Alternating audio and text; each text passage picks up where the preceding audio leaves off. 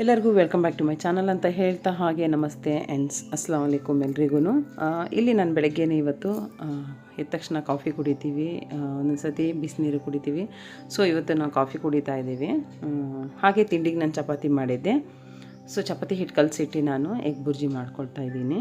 Egg bhurji ಆಗಿದೆ. ಇವಾಗ ನಾನು ಈ ಥರನೇ ಅರ್ಜೆಂಟಿಗೆ ಏನಾದರೂ ಬೇಕಂದರೆ ಮನೇಲಿ ಮೊಟ್ಟೆ ಇರುತ್ತಾ, ಹೇಗೂ ಕೋಳಿ ಕೊಡುತ್ತೆ. ಸೊ ಹಾಗಾಗಿ ನಾನು ಎಗ್ ಬುರ್ಜಿ ಮಾಡಿದ್ದೀನಿ. ಹಾಗೆ ಇಲ್ಲಿ ಚಪಾತಿನೂ ಸಹ ಮಾಡ್ತಾಯಿದ್ದೀನಿ. ಅಫೀಫನ್ಗೆ ಇವತ್ತು ಅಂಗನವಾಡಿ ಇಲ್ಲ, ಅದಕ್ಕೆ ಚಪಾತಿ ಮಾಡಿ ಕೊಡ್ತಾಯಿದ್ದೀನಿ.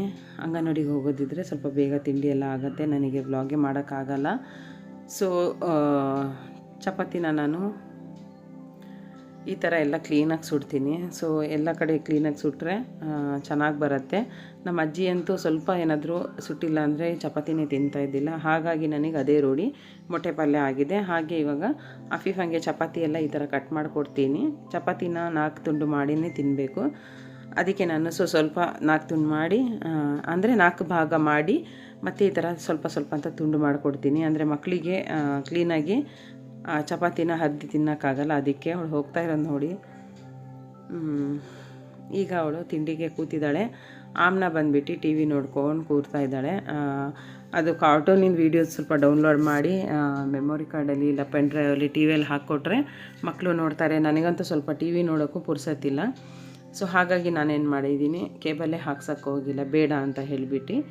ಏನು ಅದೇ ಸೀರಿಯಲ್ಸು ಮತ್ತು ಅದೇ ಬಿಗ್ ಬಾಸು ಅದು ಇದು ನೋಡಬೇಕು, ಒಟ್ರಾಸಿ ಎಂತಕ್ಕೆ ನೋಡಬೇಕು, ಅದೆಲ್ಲ ಬೇಡ ಅಂತ ಹೇಳಿಬಿಟ್ಟು ಟಿ ವಿನೇ ಬೇಡ ಅಂತ, ಅಂದರೆ ಕೇಬಲ್ ಬೇಡ ಅಂತ ಸುಮ್ಮನಿದ್ದೀನಿ.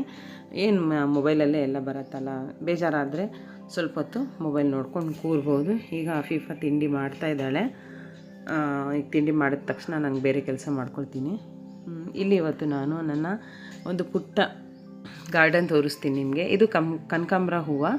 ಆ್ಯಕ್ಚುಲಿ ಒಂದು ತಂದಾಕಿದ್ದೆ, ಅದರಿಂದ ನೋಡಿ ಇಷ್ಟು ಬೀಜ ಸಿಕ್ಕಿದೆ ನನಗೆ. ಇಷ್ಟು ಬೀಜದಿಂದ ನನಗೆ ಮತ್ತೆ ಗಿಡ ಬಂದಿದೆ. ಇದು ಬಂದುಬಿಟ್ಟು ವಾಟರ್ ಫ್ಲವರ್ ಅಂತ ಹೇಳ್ತಾರೆ, ನೀರಿನ ಹೂವು ಅಂತ ಹೇಳಿಬಿಟ್ಟು. ಇನ್ನು ಮಗ್ಗಾಗಿದೆ, ಇನ್ನು ಹರಳಿಲ್ಲ ಅದು. ಇದು ಮುಳ್ಳು ಬದನೆಕಾಯಿ. ಇದು ಇದರಲ್ಲೂ ಬೀಜ ಹಾಕಿದ್ದೆ, ಒಂದೇ ಒಂದು ಬಂದಿದೆ. ಹಾಗೆ ಅಲ್ಲಿ ಪುಂಡೆ ಸೊಪ್ಪಿನ ಬೀಜ ಹಾಕಿದ್ದೀನಿ. ನಾನು ಫಸ್ಟ್ ಬೇರೆ ಒಂದು ಪಾಟಲ್ಲಿ ಇಲ್ಲ ಡಬ್ಬದಲ್ಲಿ ಸೀಡ್ಲಿಂಗ್ ಮಾಡ್ಕೊತೀನಿ.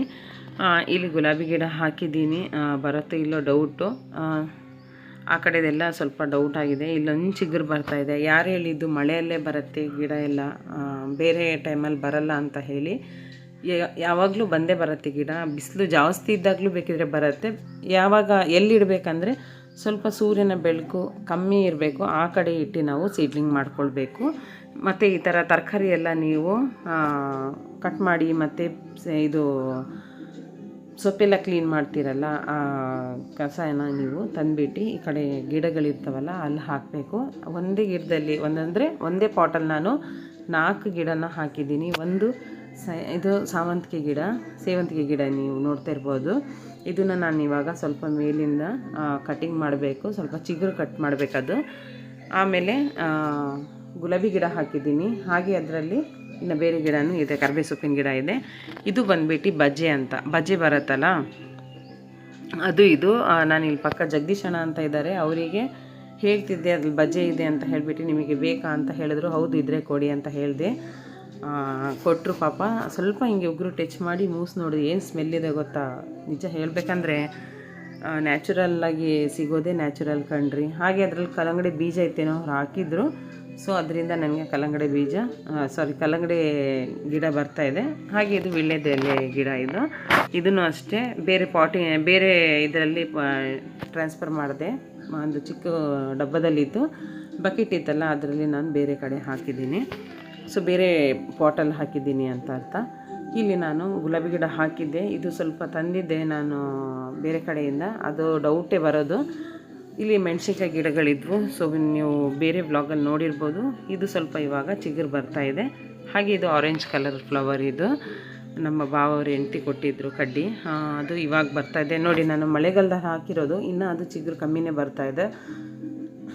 ಇದು ಅಷ್ಟೇ. ಇದು ಏನು ಹೂವು ಅಂತ ನನಗೆ ಕಮೆಂಟ್ ಮಾಡಿ ಹೇಳಿ. ಸೊ ಈ ಹೂವಿನ ಹೆಸರು ನನಗೆ ಗೊತ್ತಿಲ್ಲ. ಹಾಗೆ ಇದು ಕಾಕಡ ಗಿಡ. ಇದು ತಂದಾಕಿ ಇವಾಗ ಇದಕ್ಕೆ ಒಂದು ವಯಸ್ಸು ಬಂದುಬಿಟ್ಟು ಸೊ 3 ವರ್ಷ ಆಗಿದೆ. ಕನಕಾಂಬರ ಗಿಡ ಇದು ನೋಡಿ, ನೀವು ಅದು ಹೇಳಿದ್ನಲ್ಲ ಇದ್ರದ್ದೇ ಸೀಡ್ಸ್ ಅದು. ಹಾಗೆ ಇಲ್ಲಿ ನಾನು ಬಟಾಣಿ ಕಾಳನ್ನು ಹಾಕಿದ್ದೀನಿ.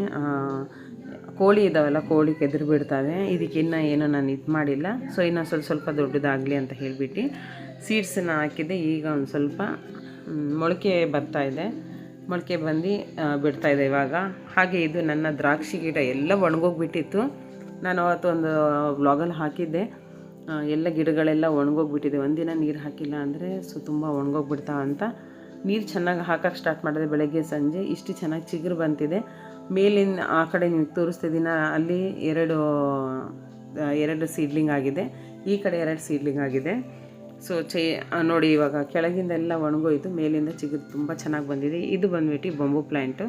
ಅದರಲ್ಲೇ ಒಂದು ನೋಡಿರ್ಬೋದು ನೀವು, ಹುರುಳಿ ಕಾಳಿನ ಗಿಡ ಬಂದಿರೋದು. ಮತ್ತು ಇದರಲ್ಲೂ ಅಷ್ಟೇ ಸೀಡ್ಲಿಂಗ್ ಆಗಿದೆ, ಒಂದೇ ಒಂದು ಆಗಿದೆ. ನಾನು ಇದನ್ನು ಅಷ್ಟೇ ಒಂದಿನ ಪಾಟಿಂಗ್ ಮಾಡಬೇಕು, ಬೇರೆ ಪಾಟಲ್ಲಿ ಟ್ರಾನ್ಸ್ಫರ್ ಮಾಡಬೇಕು. ಇದು ನೋಡಿ, ಇದು ದಪ್ಪ ಹಸಿರು ಬದನೆಕಾಯಿ ಬರುತ್ತಲ್ಲ, ಅದದ್ದು ಗುಳ್ಳೆ ಬದನೆಕಾಯಿ. ಇಲ್ಲಿ ಜಗದೀಶ್ ಅಣ್ಣ ಅಂತ ಇದ್ದಾರೆ, 1-2 ಗಿಡ ಕೊಟ್ಟಿದ್ರು, ಒಂದು ಸತ್ತೋಗಿ ಅದರಲ್ಲಿ ಒಂದು ಬಂದಿದೆ. ಇದು ಸಾವಂತಿಗೆ ಈ ಥರ. ಇದು ಗಿಡ ತುಂಬ ಆಗುತ್ತೆ, ತುಂಬ ಚೆನ್ನಾಗಂದರೆ ತುಂಬ ಚೆನ್ನಾಗಿ ಕಾಣಿಸುತ್ತೆ. ಹಾಗೆ ಇದು ಬಂದ್ಬಿಟ್ಟು ನೀವು ನೋಡಿರ್ಬೋದು ಹುಳಿ ಸೊಪ್ಪು. ಇದಲ್ಲ, ಇಲ್ಲಿ ನಾನು ಮೆಣಸಿನ್ಕಾಯಿ ಅದೆಲ್ಲ ನೀರಲ್ಲಿ ನಾವು ಚೆಲ್ತೀವಲ್ಲ, ಅದ್ರದ್ದು ಗಿಡ ಚಿಕ್ಕದು ಬಂದಿದೆ. ಸೊ ಇದು ನೀವು ಹುಳಿ ಸೊಪ್ಪು ನೋಡಿರ್ಬೋದು ಈ ಥರ. ಅದರಲ್ಲಿ ಇದು ಬೇರೆ ಥರ. ಇದರಲ್ಲಿ ಪರ್ಪಲ್ ಕಲರಿಂದು ಹೂವು ಬಿಡುತ್ತೆ, ಲೈಟ್ ಕಲರ್ ಪರ್ಪಲ್ ಕಲರು. ಅದು ಮೊಳಕೆ ಒಂದೇ ಒಂದು ಬಂದಿತ್ತು, ಇದೇ ಎಲೆ ಬಂದಿರೋದು. ಅದೊಂದು ಇಷ್ಟೇ ಅರಿಶಿನ ಕೊಂಬು ಥರ ಬರುತ್ತೆ, ಅದನ್ನು ಹಾಕಿದ್ರೆ ಸಾಕು ನಾವು. ಹಾಗೆ ಅದರಿಂದ ಮೊಳಕೆ ಹೊಡಿತಾ ಇರುತ್ತೆ. ಇದು ಬಂದ್ಬಿಟ್ಟು ಸದಾಫ್ ಗಿಡ. ಇದು ಚಿಕ್ಕ ಅಂದರೆ ಬೀಜ ಬಿದ್ದಿತ್ತೇನೋ, ಅದೇ 1-2-3 ಬಂದಿದೆ. ಅದರಲ್ಲಿ ಭತ್ತದ ಸಿಪ್ಪೆ ಬರುತ್ತಲ್ಲ, ಅದನ್ನು ಒಂದು ಸ್ವಲ್ಪ ಹಾಕಿದ್ದೆ. ಅದರಲ್ಲಿ ಒಂದು ಸ್ವಲ್ಪ ನೀರಿರಲಿ ಅಂತ. ಬೇಗ ಒಣಗೋದೆ ಸದಾಫ್ ಗಿಡಕ್ಕೆ ನೀರು ತುಂಬ ಬೇಕಾಗತ್ತೆ. ಸೊ ಬಿಸಿಲು ಹೊಡೆಯುತ್ತಲ್ಲ ಚೆನ್ನಾಗಿ. ಹಾಗೆ ಇದು ಬಂದ್ಬಿಟ್ಟು ಇದು ಬೋಂಡ ಮೆಣಸಿನ್ಕಾಯಿ ಇದೆಯಲ್ಲ, ಅದ್ರ ಗಿಡ ಅದನ್ನು ಅಷ್ಟೇ ಇವಾಗ 1-2 ಬಂದಿದೆ.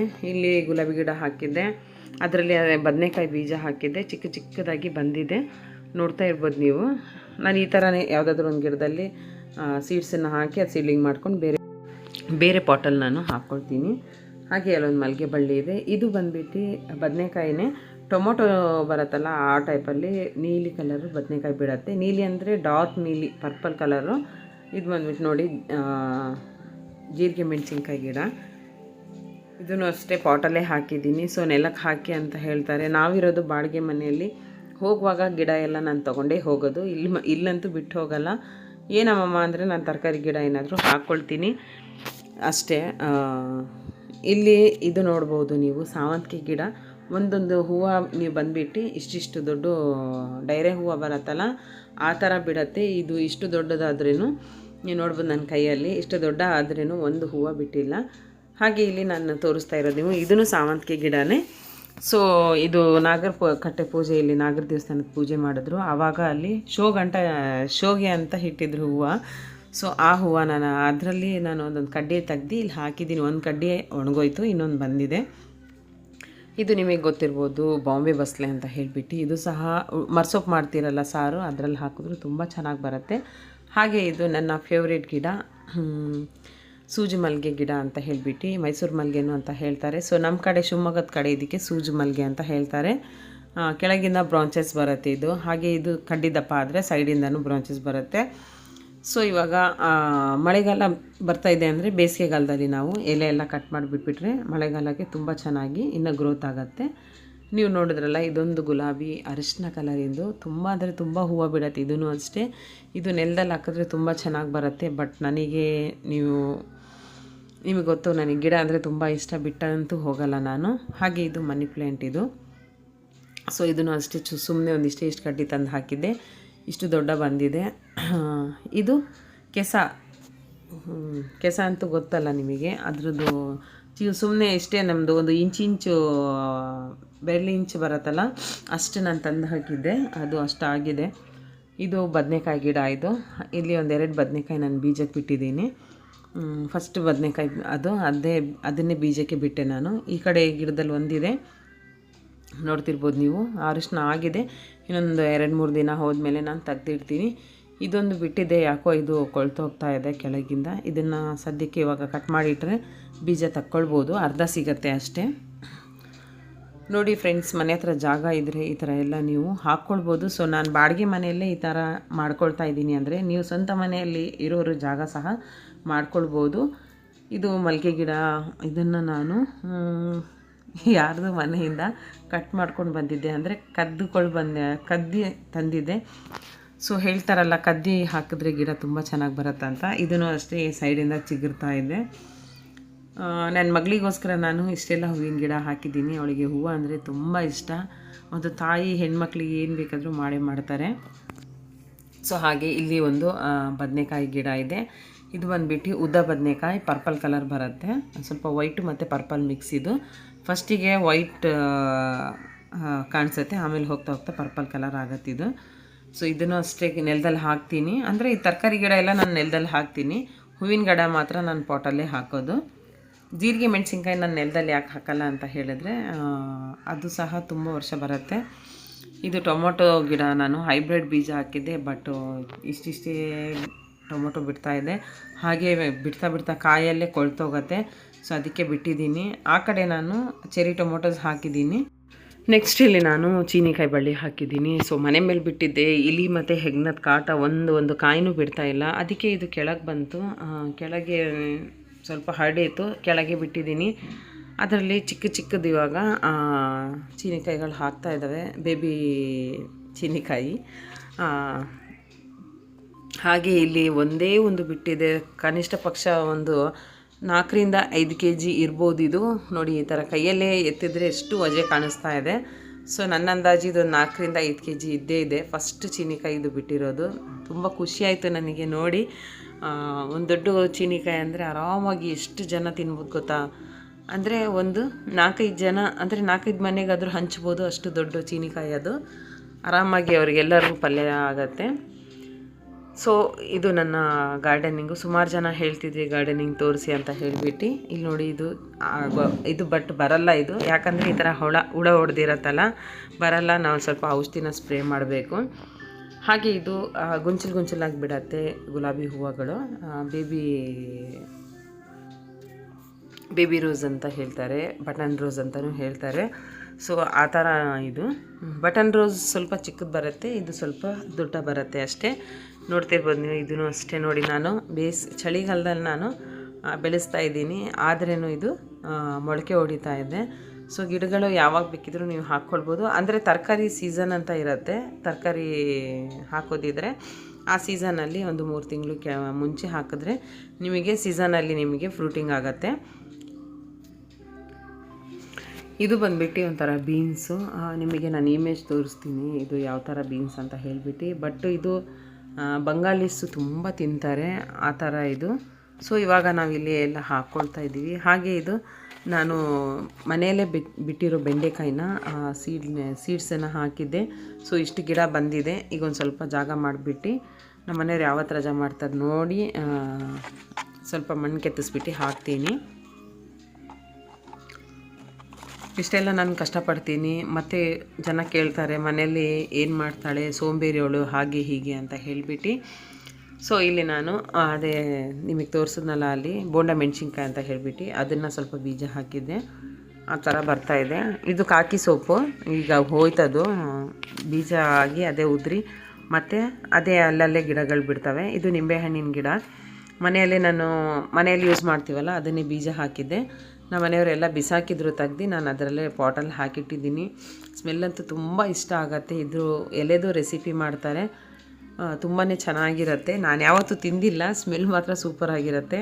ಇದು ಬಂದುಬಿಟ್ಟು ಬ್ರಹ್ಮಕಮಲ ಅಂತ ಹೇಳಿಬಿಟ್ಟು ಒಂದೇ ಒಂದು ಎಲೆ ತಂದು ಹಾಕಿದ್ದೆ. ಸೊ ಈ ಥರ ಆಗಿದೆ. ಇದನ್ನು ರಿಪೋರ್ಟ್ ಮಾಡ್ತೀನಿ ನಾನು. ಇಲ್ಲಿ ಇವಾಗ ಇದು ತೊಂಡೆಕಾಯಿ ಗಿಡ.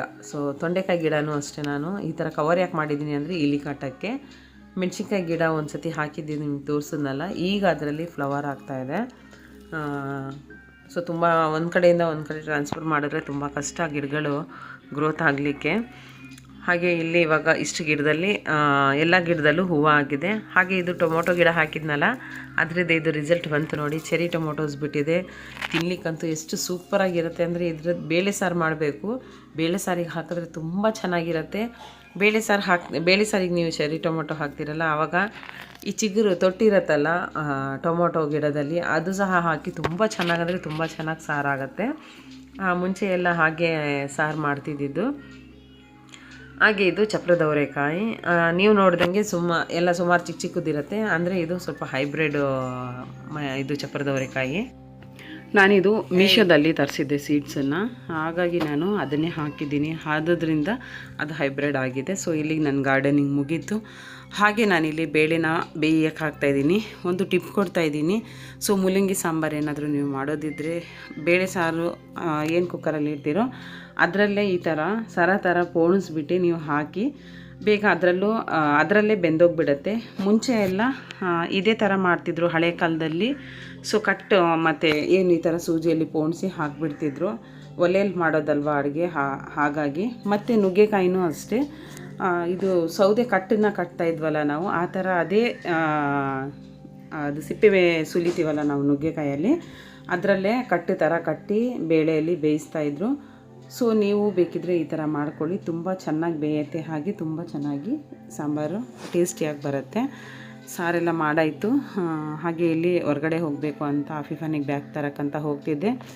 ಸೊ ಮುಂದಿನ ವ್ಲಾಗ್ ನಾಳೆ ಹಾಕ್ತೀನಿ. ಸೊ ನಿಮಗೆಲ್ಲ ನನ್ನ ವಿಡಿಯೋ ಇಷ್ಟ ಆಗಿದ್ದರೆ ಲೈಕ್ ಮಾಡಿ, ಕಮೆಂಟ್ ಮಾಡಿ, ಹಾಗೆ ತಪ್ಪದೆ ಸಬ್ಸ್ಕ್ರೈಬ್ ಮಾಡಿ ಅಂತ ಕೇಳ್ತಾ ಇವತ್ತಿನ ವ್ಲಾಗನ್ನು ಎಂಡ್ ಮಾಡ್ತಾಯಿದ್ದೀನಿ. ಹಾಗೆ ಇಲ್ಲಿ ಇವಾಗ ಆಮ್ನ ಗೋಬಿ ಮಂಚೂರಿ ತಿಂತಾ ಇದ್ದಾಳೆ. ಸೊ ಅವಳು ಗೋಬಿ ಮಂಚೂರಿಗೆ ಸಾಸ್ ಹಾಕ್ಕೊಟ್ರೆ ಅವಳು ತಿಂತಾಳೆ. ಅಫೀಫಾ ಸ್ವಲ್ಪ ಹಿಂಜರಿತಾಳೆ, ಅದು ಅರ್ಧ ತಿಂತಾಳೆ. ಹಾಗೆ ಮಸಾಲೆನೂ ಅರ್ಧ ತಿಂತಾಳೆ. ಇಲ್ಲಿ ನೋಡಿ ನಾನು ತಿಂತಿದ್ನಲ್ಲ ಅದರಲ್ಲಿ ನನಗೆ ಕೊಡು ಅಂತ ಹೇಳಿದ್ಲು. ಓಕೆ ಫ್ರೆಂಡ್ಸ್, ಇವತ್ತಿನ ವ್ಲಾಗ್ ಇಲ್ಲೇ ಎಂಡ್ ಆಗುತ್ತೆ. ಇನ್ಶಾಲ್ಲ ನೆಕ್ಸ್ಟ್ ನಾನು ಟ್ರೈ ಮಾಡ್ತೀನಿ ಡೈಲಿ ವ್ಲಾಗ್ ಹಾಕೋಕ್ಕೆ. ಟೇಕ್ ಕೇರ್, ಬಾಯ್ ಆ್ಯಂಡ್ ಅಲ್ಲಾ ಹಾಫೀಸ್.